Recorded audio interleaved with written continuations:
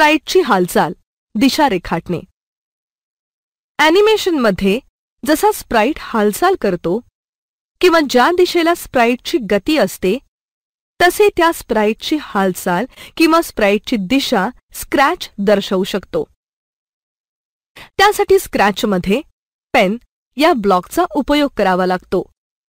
स्प्राइटची हालचाल किंवा दिशा दर्शवण्याकरता विविध ब्लॉक्सचा उपयोग होतो. चला तर काही महत्त्वपूर्ण ब्लॉक्सचा आपण अधिक अभ्यास करू. स्प्राइटची हालचाल किंवा दिशा दर्शवण्यासाठी स्क्रिप्टिंगमध्ये पेन डाऊन या ब्लॉकचा उपयोग करावा लागतो.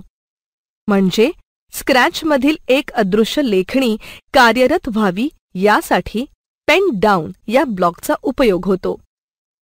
ॲनिमेशनमध्ये जर स्प्राइटची हालचाल किंवा दिशा काही वेळ दर्शवायची नसेल तर स्क्रिप्टिंगमध्ये पेन अप या ब्लॉकचा उपयोग होतो.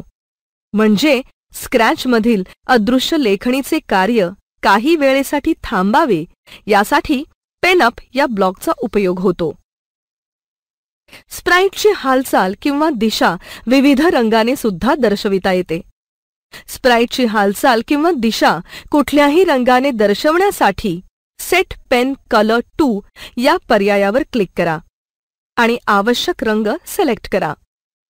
ॲनिमेशन सुरू होताच स्प्राइटची हालचाल किंवा दिशा ही त्या रंगाने दर्शवली जाईल. संपूर्ण ॲनिमेशनमध्ये स्प्राइटची हालचाल किंवा दिशा दर्शवणाऱ्या पेनची जाडी कायम ठेवण्याकरता स्क्रिप्टिंगमध्ये सेट पेन साइज 2 या ब्लॉकचा उपयोग होतो.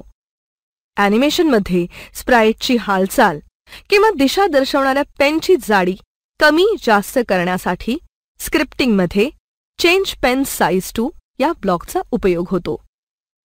ॲनिमेशनमधील स्प्राइटची हालचाल किंवा दिशा दर्शविलेल्या खुणांना खोडण्याकरता क्लिअर या ब्लॉकचा उपयोग होतो.